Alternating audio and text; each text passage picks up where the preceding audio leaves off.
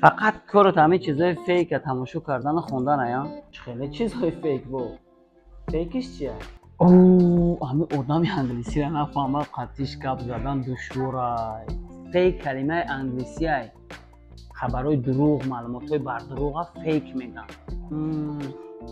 بعد خبرهای راست حقیقیش چی میگن اگه خبرهای حقیقیش authentic news میگن.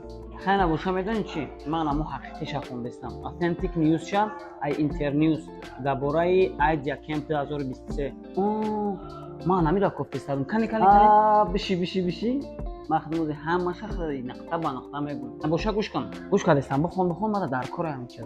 اینترنیوز جوانانی از 18 تا 25 سالگی که شبکه‌های اجتماعی رو خوب میفهمن و یگان ایده سازنده دارن اونها رو بالا گیری اید یکم 2023 دعوت میکنن. اوهو میدونی ای همه چیز اساسی